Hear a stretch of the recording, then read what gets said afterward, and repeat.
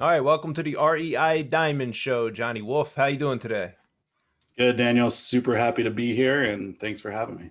Nice. It's an interesting business model. So when the booking agents connected us and floated you as a potential guest, I noticed this like renting rooms kind of a thing. And it probably would be helpful to hear the origination story. Maybe what was the background, some of your experience, even pre real estate investing, certainly a business model now, and then cap it off with kind of the business model as it stands today.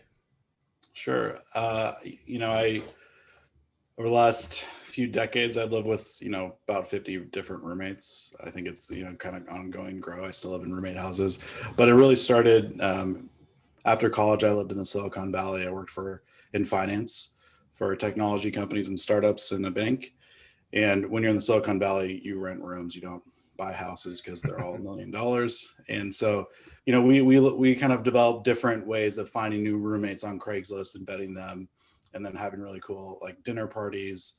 And honestly, our roommate houses were like the hub where some people lived alone, but they were boring, and people that lived in roommate houses, they were the fun ones, and they had the cool stuff going on. So, Hmm. moved to Austin, Texas in 2015 to invest in real estate very more actively. I had been investing in single family homes in Texas since 2008, right, which was about a year out after I got out of college remotely, and wanted to do that up close. And so I moved to Austin, bought a number of properties there in 2015, and turned them all into roommate houses.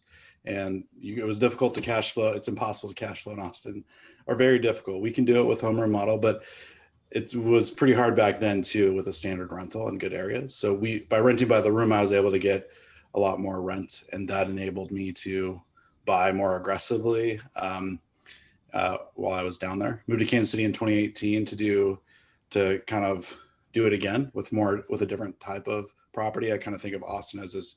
It's a really awesome appreciation potential market, but Kansas City is like a really as stable as it gets cash flow. So I wanted to balance my portfolio. So, and then when I moved here, I had a lot more trouble finding roommates than I had in Austin and San Francisco, and thought maybe it's about time that someone figures out this whole like find a roommate situation where it's not through Craigslist or Facebook Marketplace, and it's not sketchy and weird and uncomfortable. So that's why I started HomeRoom in 2018, and we've since then housed over 400 roommates in Kansas City, Austin, and Dallas. And yeah, we're pretty happy campers on the tenant side, and now we're partnering with investors to buy these properties in these cities, and happy investors as well.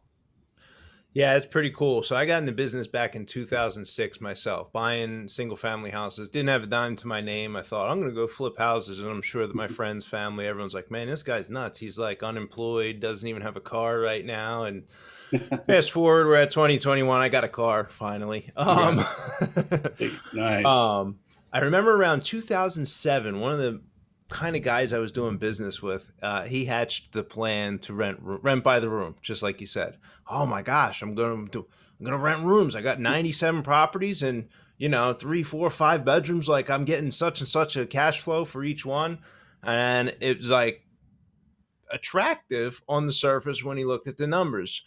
But when Mm. in practice, this is in and outside the Philadelphia area. We're not talking about well selected suburbs. We're talking about any rental property that he happened to have at the time was going to be converted to rooms, build out two additional rooms in the living and dining room.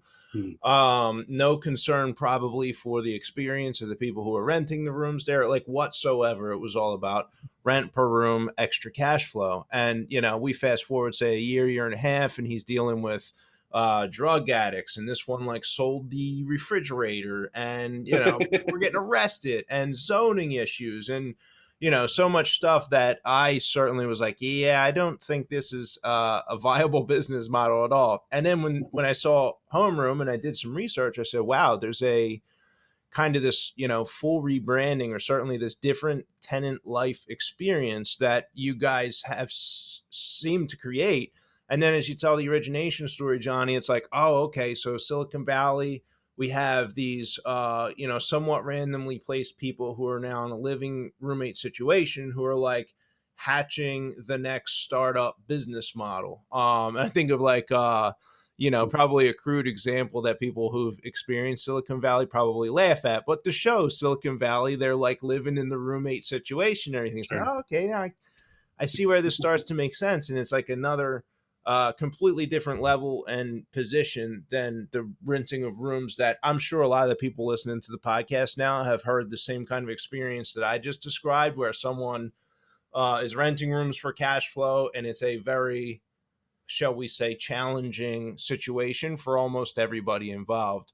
So it's cool that you've done that. But I scratch my head and I wonder, so how do you deal with the zoning issues, Johnny? Yeah, I mean, the zoning issues are typically, the big question about zoning is it a short-term rental situation, right? And so that's with single family homes.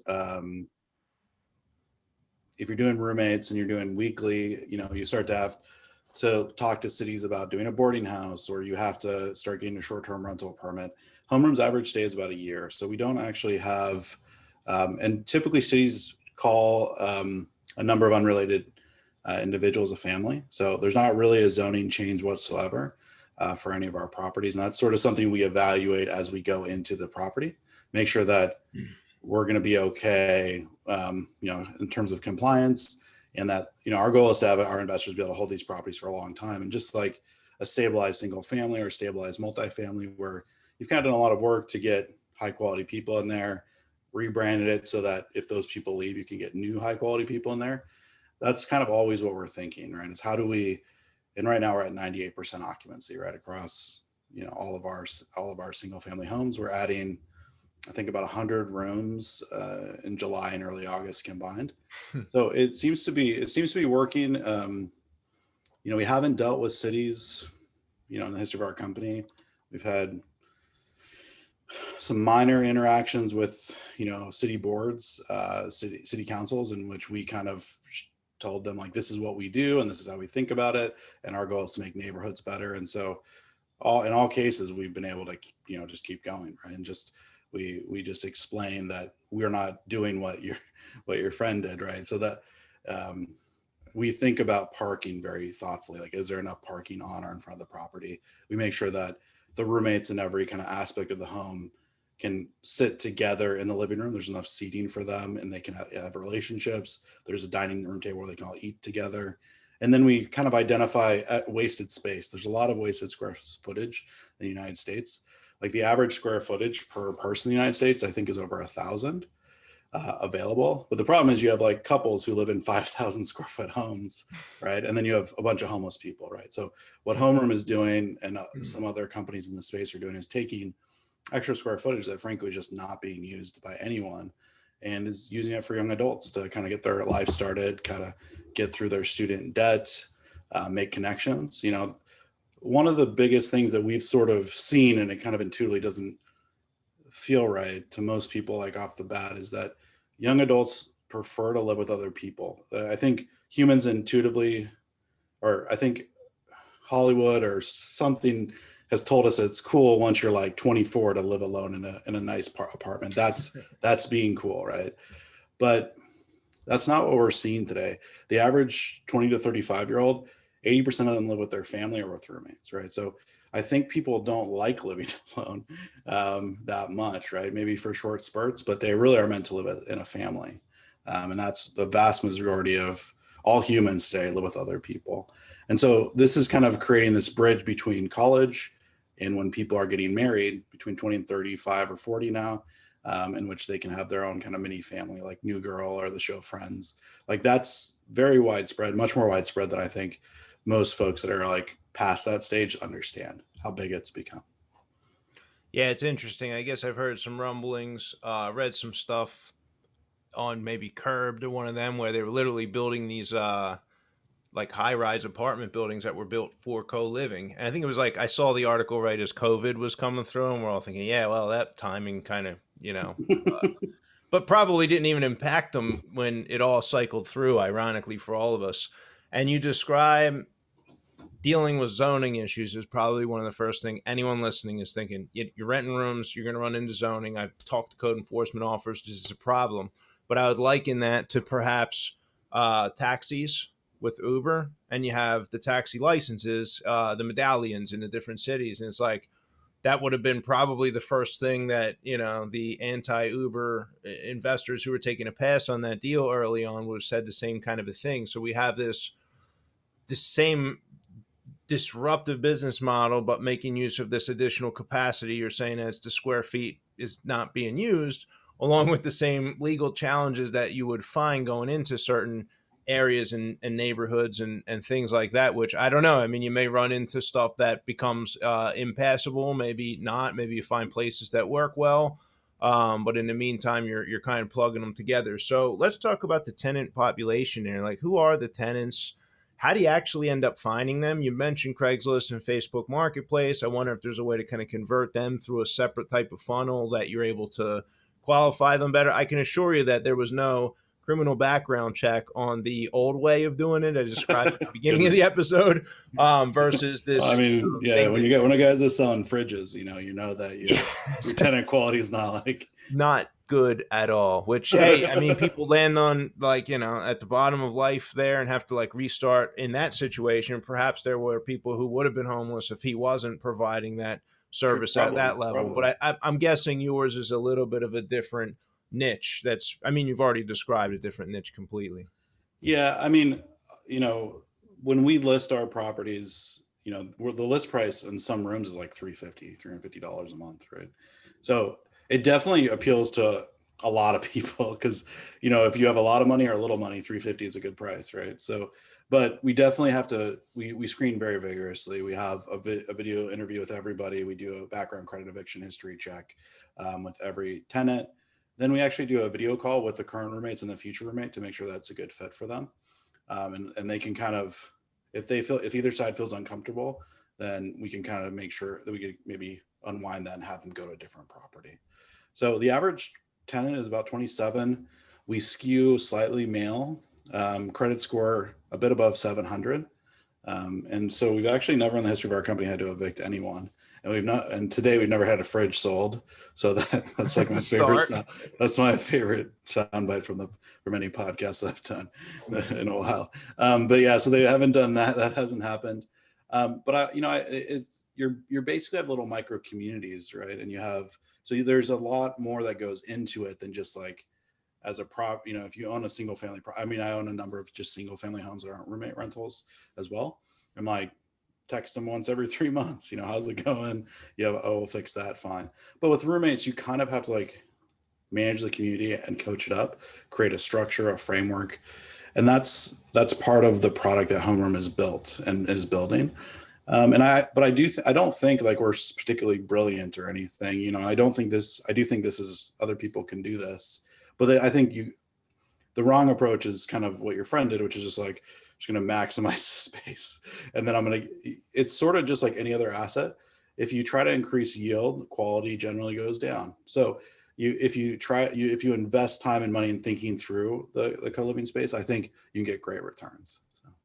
Yeah, it makes sense. Why do people prefer the living arrangement? So it's a cost thing, but you kind of touched on the community and the family thing. Are there some other intangible benefits that aren't immediately obvious to people listening? I mean, those are the two, number one and number two, by a long, wide margin. I think for each person, some people, community is number one and price is number two. Most people, price is number one.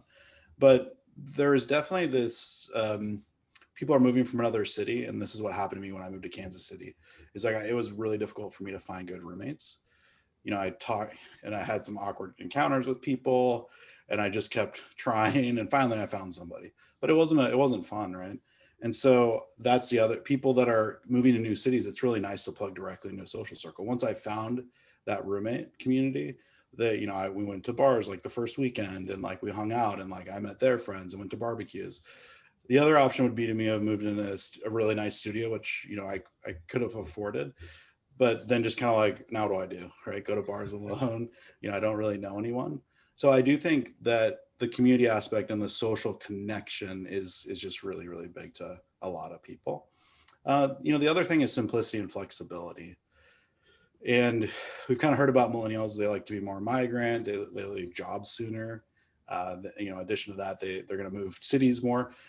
we actually have a membership agreement with our residents, and they can hit a button in the app and transfer houses. And like you can move from Austin to Kansas Hmm. City, just pick up and go, right? Um, you could just load your car and you're good to go.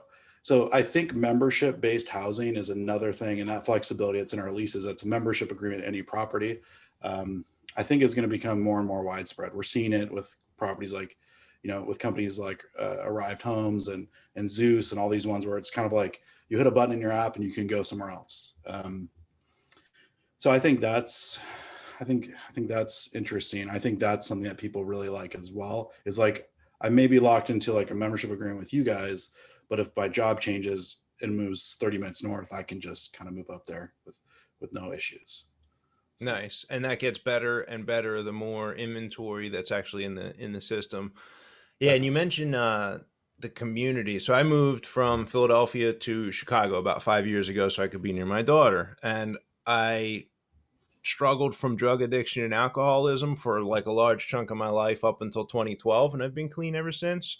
Congrats. I got Awesome. clean, and thank you. I got clean. I got sober from with the help of 12-step programs, AA, NA, that kind of thing. But when I moved Mhm. from Philadelphia to Chicago, like I didn't know anybody, and like Mhm. I was lucky enough that those 12-step programs plugged me into that immediate social circle. So I didn't have a roommate at the time, but I have countless, new friends, a whole community, just like as if I grew up in the city of Chicago. Even better though, because there's just like random collection of people who are not necessarily from the same background. So it's easy. Mhm. We're investors. We go to the bigger pockets. We're talking to all the investors. We go to a meetup that we heard about on there. We're talking with everyone who's flipping houses, wholesaling, keeping rentals, the whole thing, right? Sure, sure. But it's a very like common thread of interest, and there's not that same level of randomness that's in life from other places that you might be able to kind of invite in. Like I don't know that we get it from like Facebook groups, and I don't know that we ever convert offline, the way that I was able to do with the 12-step program when I first moved to Mhm. Chicago, and the way that it sounds like your community is able to do, even if it's 6, 7, 5 people living in a house together. There's a amount of time to get to know somebody where it's not under the pressure of, hey, we're hanging out at just this barbecue, or we're going to hang out Right. just at this restaurant for dinner. There's like such a limited nugget there that people don't have. So I guess I'm able to kind of relate a little bit with the roommate experience, even though that hasn't really been what I lived through. Yeah, yeah. Picking up and kind of finding like-minded people or finding your tribe quickly in a new city, and like what you did with the 12 steps or what program or what, like a friend of mine, he always gets in like 4 softball teams whenever he moves cities because he's a big good baseball player. He's actually in Chicago. Nice. Maybe I should introduce you guys. But and so I think being able to do that, it just makes moving like fun. You got to try new experiences, and it kind of opens up the world a little bit. And so I think that's what co-living does kind of for everyone. You don't have to have that other community because we can kind of plug you in. And even if you and your roommates don't end up being super tightly connected, we have online communities for everyone. So all 325 roommates can all talk on our online social network.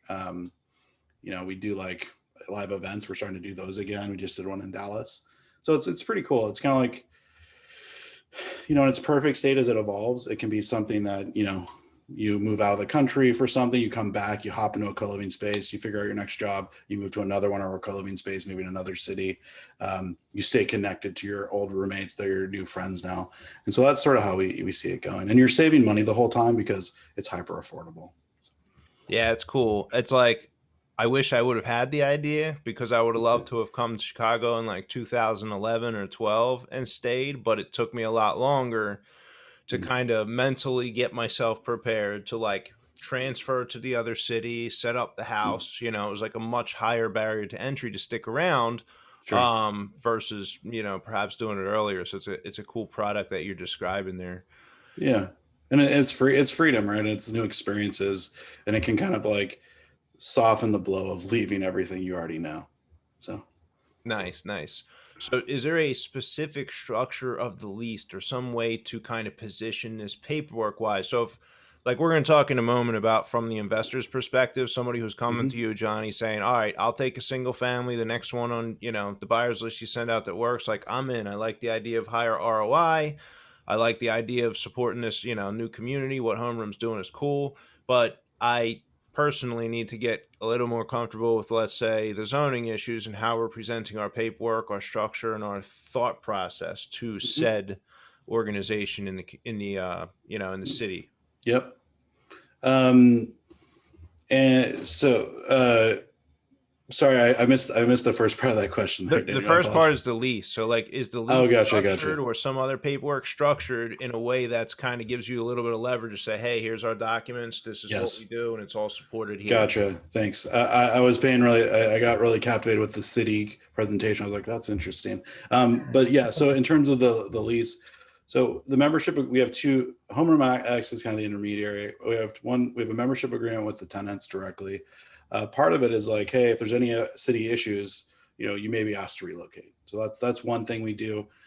We're also like very cognizant of city codes. If you violate any city codes in terms of leaving your trash out, any city complaints whatsoever, you get a warning and then we'll fine you as a house, because making neighborhoods a better place is super important to us. We think showing that over and over again over a long period of time will sort of help us do that taxi, the Uber thing, where it's like, hey, we do make this city better, right? And in terms of our master lease with our owners, they have a lot more protection in terms of any liability with the individual tenant within the property. Because we stay in the middle, we have a general liability policy over it, and we also have a release of liability with the tenants and more flexibility. It ends up creating a legal shield for the owners. In terms of the zoning issues, I still it really that's a city by city type question. And so, for example, a property in Fort Worth, Texas, legally, a family is 5 people or more, or sorry, not 5 people or more, under 5 people unrelated. So if you have 5 unrelated individuals, there's actually no zoning issues whatsoever, because you actually have created what the city would consider a family. Austin, Texas is 6 individuals. There's parts of Texas that actually have no laws. The maximum in like Texas without any, and it's the occupancy laws that are the kind of the main issue. In parts of Texas, they don't have occupancy laws. The default Texas state code is 2 people per a room. That's like the legal Wow. maximum. So that's kind of what it defaults to. So if the city's silent, then you actually have a pretty open door to have a lot of people in the house. But we try to keep it within reason. We've never done more than 7. So Seven. Okay, seven. Is that 7 bedrooms, or are a few people sharing or we anything? don't share rooms. It's Yeah, it's seven nice. seven bedrooms. Yep. Gotcha, gotcha. So the liability insurance coverage is for what kind of, we talking $5 million umbrella for the owner to be kind of protected? Million? Where we at? We have a 2 million GL policy in between the tenants and the owners. We do recommend, obviously, the owner have typical landlord policy. Our high net worth individuals, we always recommend an umbrella. LLC buying is always nice too. But in our membership agreement, we actually say, hey, you're waiving all liability, sort of like a rock climbing. You go rock climbing, they say, sign this, no matter what happens, you can't sue us. We have basically that exact language in our lease, because when you live with co-living, things can happen, and you have to understand that you're kind of signing up for that, right? And so, so far, HomeRoom has had no legal interactions with tenants of any kind. So, Gotcha. Makes sense.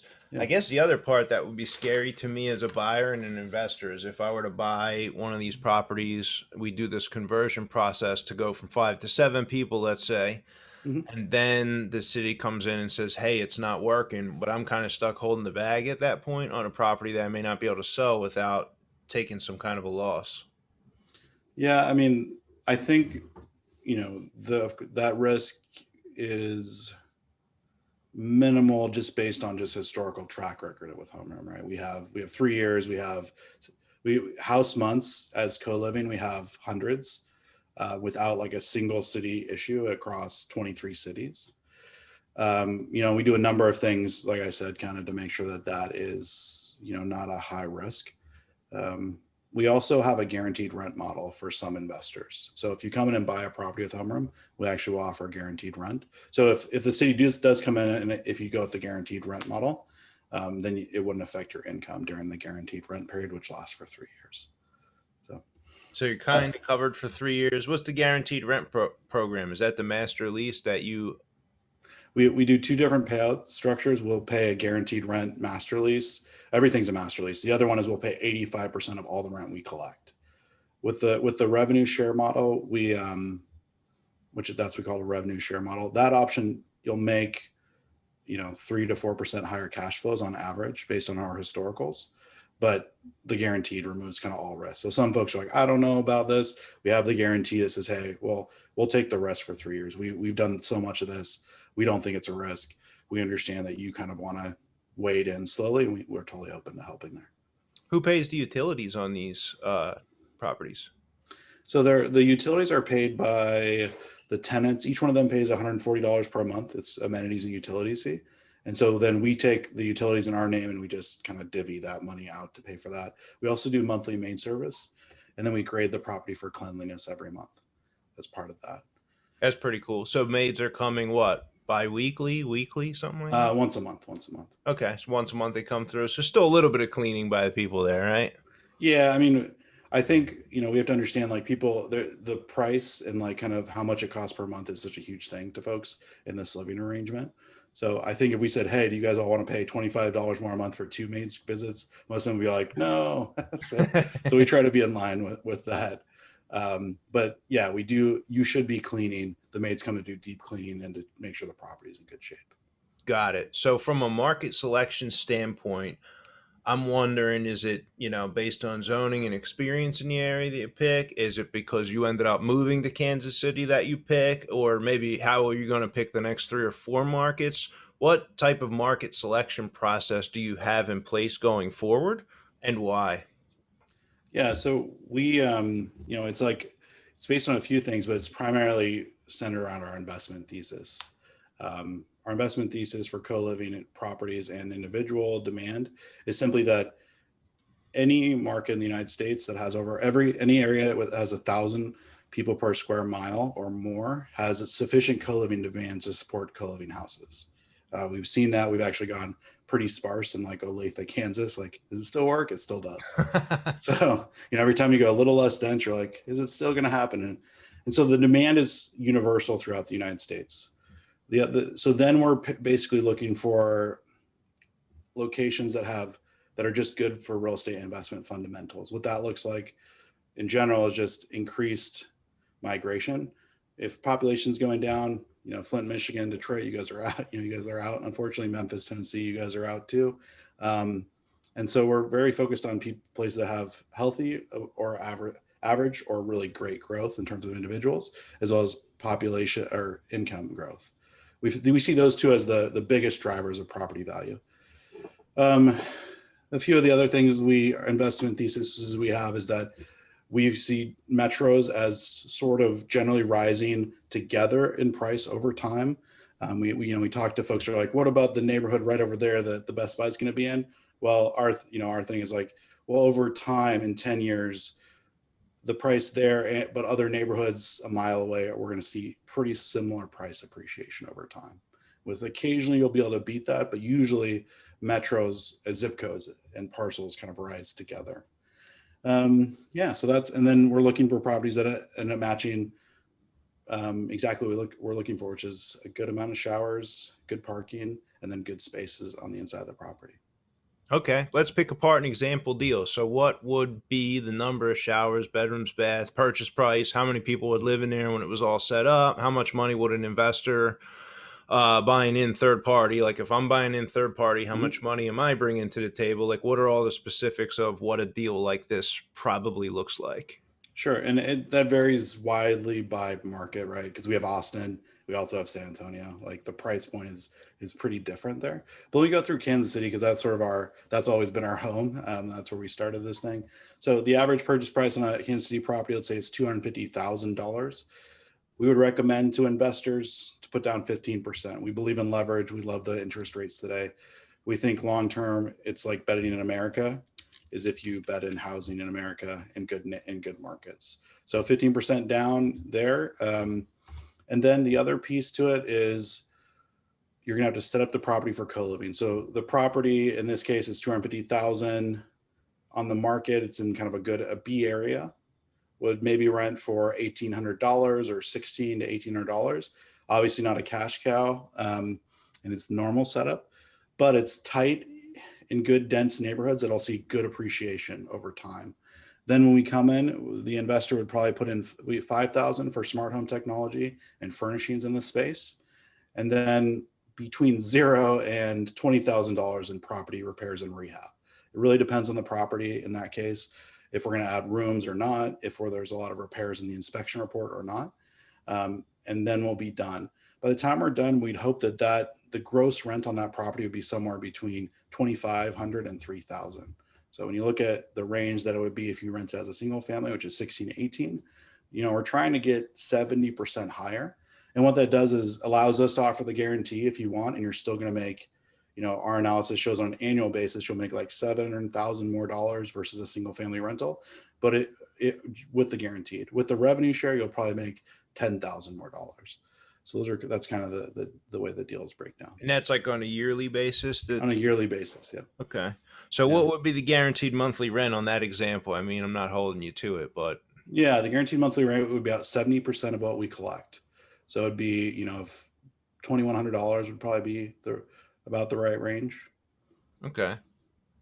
And the revenue share, we'd probably $2,400, with a small vacancy assumption in there. So you're going to beat, with the guarantee, you'll beat standard rental by 300 or 400. Then with the revenue share, you'll beat that even by 300, 400 more. What's your backup plan if a zoning contingency caused an issue and you could no longer do co-living in this property and you owe me $2,100 a month? So like, what's your backup plan? Just rent it out for $1,600, $1,700 and kind of take a loss for the 3 years? Is that from your end? Yeah. I mean, we would just, and then, there's, we would typically just go to the number of roommates that the city would say, this is what we're open to. Right. So, if we have 6 roommates in there and the city's like, well, actually it's 5, we would ask one person to relocate. So the rent would go from $3,000 to $2,400. And so we'd still make some money. Got it. So I'm looking at, $400 or $500 a month in rent. If it were the split, maybe it's a little 800-900. I'm talking your numbers now, Johnny, because I think it's good for a lot of investors to say, okay, well, I'm buying into this, but how does HomeRoom make money on their end? So is it pretty much that spread on each one, or do you guys also buy and manage your own inventory, or is there some combination of that plus application fees that add up? Yeah, I mean, we do. I mean, we get all the, you get the little tiny bites from like application fees and all that stuff. But the main thing is, on the guaranteed rent, we make $900 for that property, right? It rents for $3,000. You get $2,100. If it's fully occupied, we can make $900 a month. When you compare that to like another property manager and how much they're going to be making monthly, it's like a lot. Yeah, it's a lot makes better. sense. It's a lot better. And then the other one with the revenue share, we like that because there's no our risk goes down. And then we feel like our investors partnering with us, and that we think that's good. The thing is, if co-living can't work at scale, then neither of the models is great for anyone long term. But our thesis and our track record shows that it can be. So, and then on the split, we'd make $600 a month. That's still substantially more than what a property manager would make. But there's very few property managers that can take your $1,700 rental and make it into a $2,400 rental. So that's sort of why there's a premium there.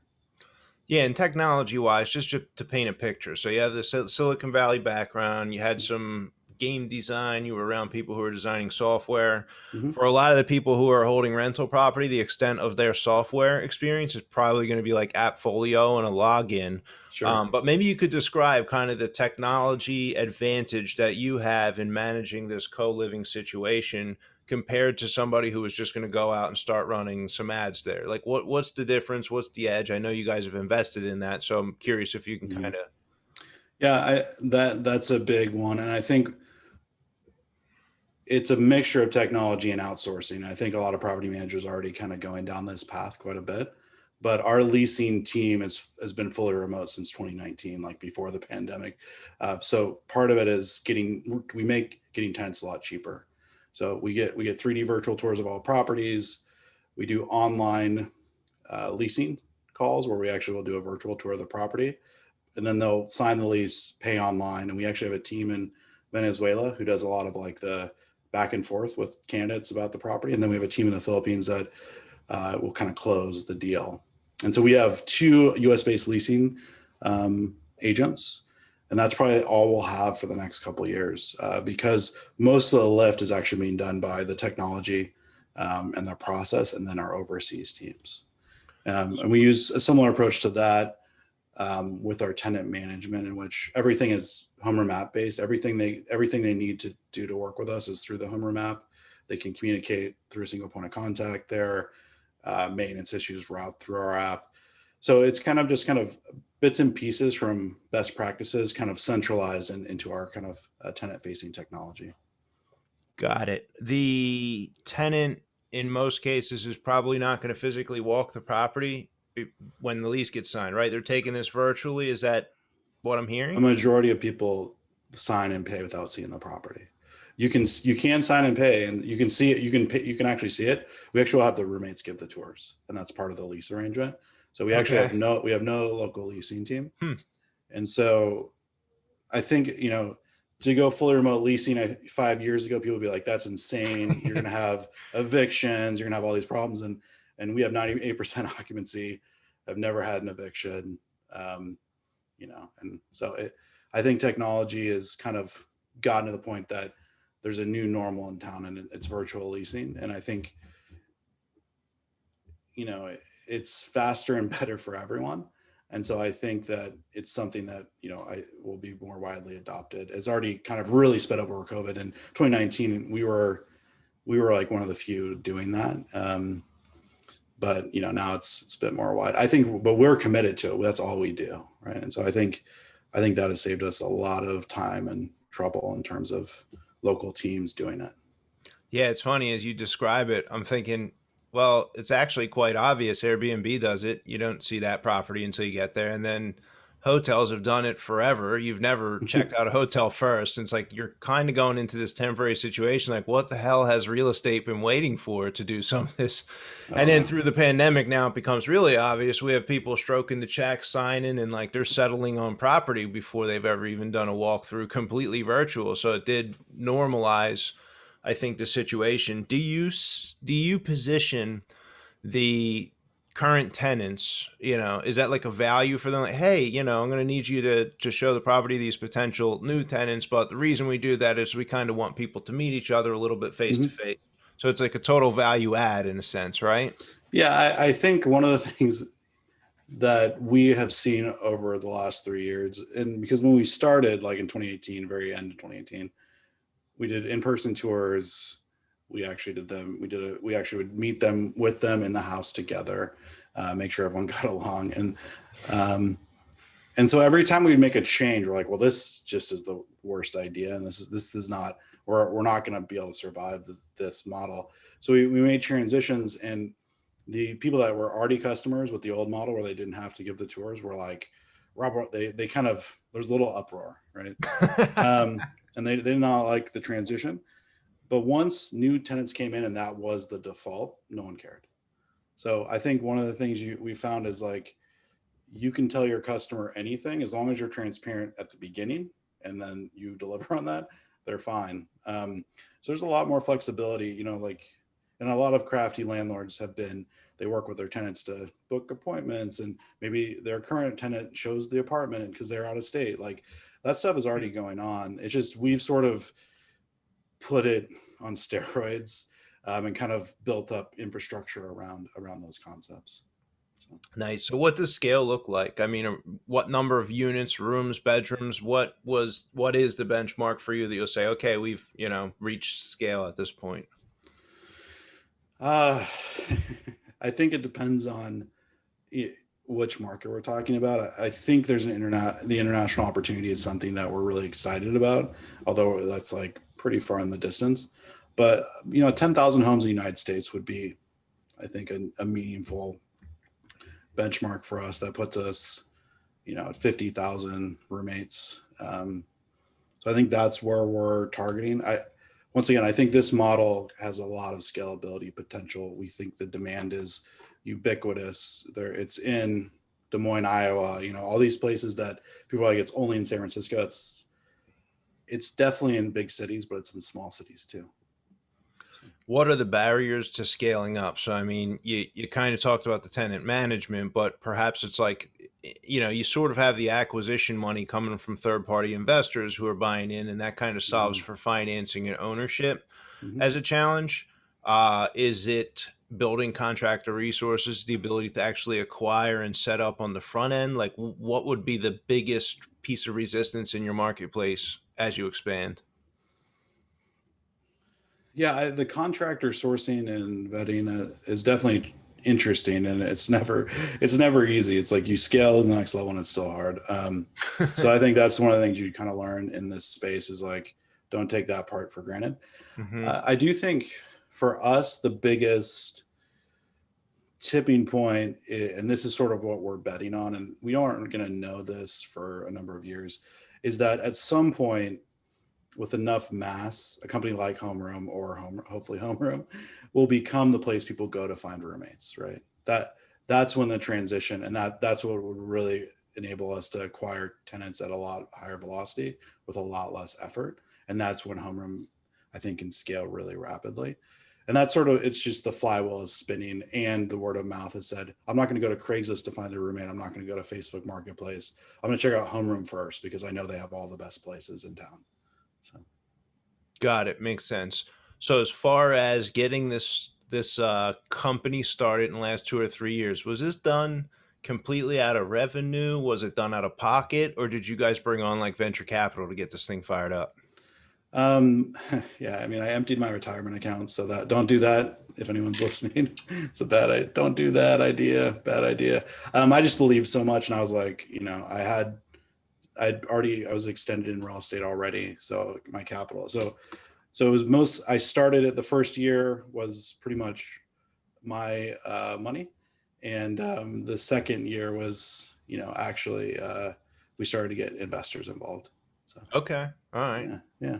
Is that how you would recommend somebody else start up a company? Same kind of a deal, or what? What would be the best Probably. course of action? I think it depends on how experienced you are. If you know how to start a company, I think if you know what you're doing, I think using other people's money is fine. If it's like if you to me, I'm willing to take money when I think it's a good investment for other people. I don't really want to raise money from angels or friends and family. It's like I don't think this is. I don't know if like I don't. I wouldn't make this bet. So I want to make the first bet and the biggest bet, and then if it starts to pieces start to come together and the trend is in the right direction, then that's kind of when I'm open to adding other money to it. Got it. Makes sense. Yeah, I wonder, right? No one ever comes on the podcast and says, "Yeah, I really duped them out of 10 million." Them idiots at the VC firm, and I had no clue what I was doing. They probably failed out, so we're not doing the interviews about how great the business is going. But you hear the Sure. stories, right? Where so and so burned through all this cash. I've just never met that person. I find I'm Yeah. like kind of like you, where I'm conservative. I don't want to take anyone's money. I like having my own money at risk, and I know it Sure. holds me back and limits me in some levels, probably for much larger deals. But Mm. at the end of the day, I don't know. It's just a little bit of a different risk reward kind of a thing for me. I'm in a blessed position, and we have a profitable company that revenue Mm. pays for our innovation and our tech and our continued marketing and growth at this point. But we've also been at it for 15, 16 years, something like that. Sure. Yeah, I mean, So, I respect the heck out of that stuff. Like, and I think initially out of the first year that was our plan, and then the co-living kind of became. There started to be rumblings in the competitive landscape, and I was like, and so that's when I think getting additional capital may be like the best move for you, but also may have the upside for VCs. And so I still not my favorite, right? It's still not like my preferred route. But if what you're doing, you have a chance to win the whole market if you can go fast enough. The math makes a lot of sense for kind of everybody. If you win, if you fail, then everyone loses all their money. But it can go big, and it can be a good idea. Personally, I think if I had a choice, I might go your route, right?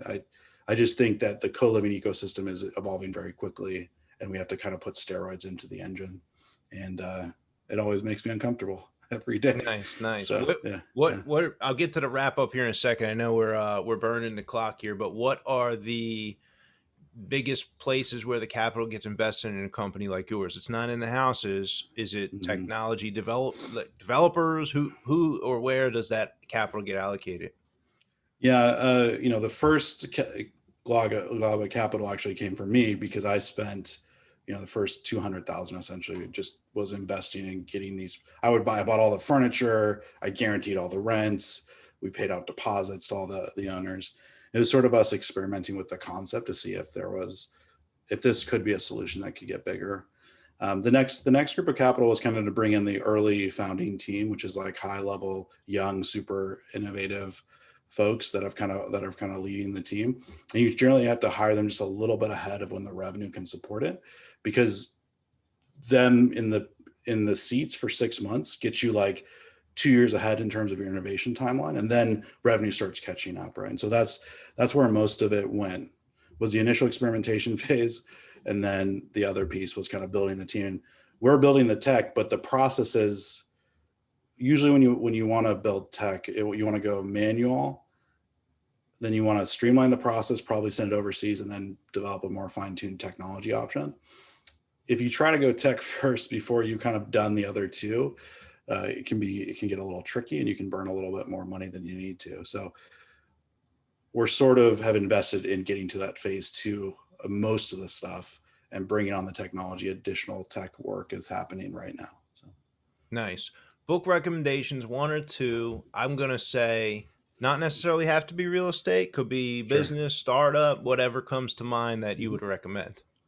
Yeah, the hard thing about hard things, it's by Andreessen. He's former startup guy, Andreessen Horowitz. Sounds like you've read it before. I have, yeah, a Yeah, few years yeah, ago when it came out. yeah, Yeah. yeah. I read that book and I was like, I'm never starting a company.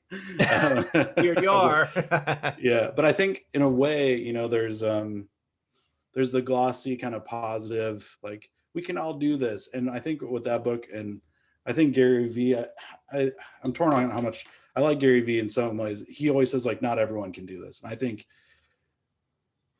those are good things. I think those reality checks, like maybe they're not the power positive thinking kind of things, but you kind of want to, if you're going to get punched in the face repeatedly for like years, it's probably good that someone's like, okay, you sure you want to do this because you're going to get punched in the face for years, versus just kind of like being, this is going to be great, right? And Yeah, yeah. it certainly hasn't been great. I'm sure you said 15 years. I'm sure you've had Yeah, punched a in the lot of face, a lot of them. dark nights and yeah, yeah. Dark We've stuff. been we've been at quite a few junctures there, you know. Yeah, yeah. We definitely like looking at bankrupt. I was like, I'm gonna probably be personally bankrupt. Like this was like a year and a half ago, but it's super hard. So I am a huge fan of like people that will give you like the realistic, maybe not super fun, good feeling truth. And I think that book does an awesome job. Nice, nice. Yeah. So let's go with the crown jewel wisdom. You're just getting out of college, going back, account starting at zero. Mm-hmm. Um, what would you tell yourself? How would you get started again? Yeah, I mean, I had such a good time living in Silicon Valley, but from a fine, if I was gonna give, and I learned so much from working at those companies, so it's hard to change the path there.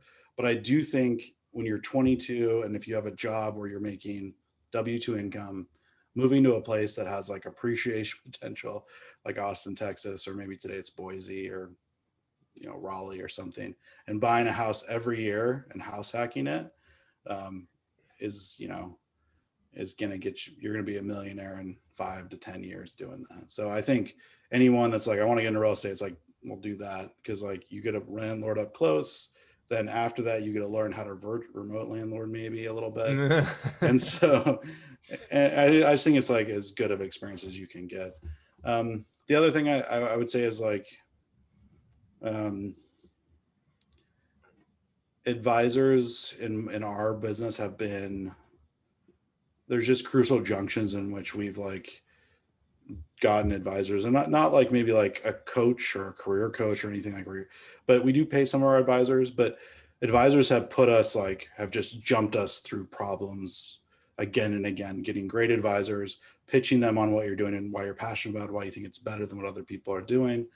You have to pitch advisors, you have to sell them the company, and they have to believe in what you're doing, because advisors can pretty much advise anyone. And so a lot of them can do that. So you have to show them why when they advise you, they'll be a point of pride. Like, I helped that company. And everyone's like, oh, that's cool. Right. If you just imagine being an advisor at early Airbnb and how cool that would be to tell people. Right. And so you have to kind of give them that dream of being kind of helping you on like a really cool journey. So I would definitely say, try to find great advisors that have specific skills and experience that relates to your biggest weakness and pain point.